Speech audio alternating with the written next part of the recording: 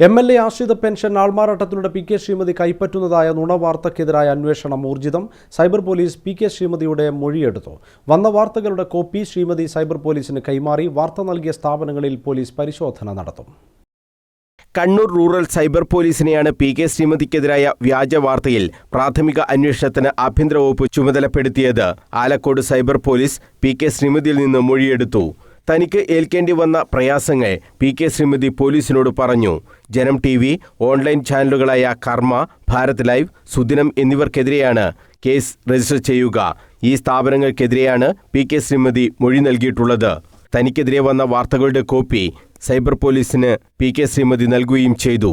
PK ശ്രീമതിയുടെ വീട്ടിലെത്തിയാണ് cyber police മൊഴിയെടുത്തത്. അടുത്ത ദിവസം തന്നെ വാർത്ത നൽകിയ സ്ഥാപനങ്ങളിലും പോലീസ് റെയ്ഡുണ്ടാകും. കുന്നംകുളം MLA ആയിരുന്ന PA കൃഷ്ണൻ മരിച്ചപ്പോൾ ആശ്രിത പെൻഷൻ ഭാര്യയായ PK ശ്രീമതി ടീച്ചർ വാങ്ങിയിരുന്നു. ഇത് CPM നേതാവായ മുൻ മന്ത്രി PK ശ്രീമതിയാണെന്ന തരത്തിലാണ് വാർത്ത വന്നത്. ഇതിനെതിരെ PK ശ്രീമതി പൊട്ടിക്കരഞ്ഞുകൊണ്ടാണ് പ്രതികരിച്ചിരുന്നത്. PK ശ്രീമതിയുടെ പരാതി കിട്ടിയ ഉടൻ തന്നെ മുഖ്യമന്ത്രിയും ആഭ്യന്തരമന്ത്രിയും ശക്തമായ അന്വേഷണത്തിന് നിർദ്ദേശം നൽകുകയും ചെയ്തിരുന്നു. News bureau, Kannur.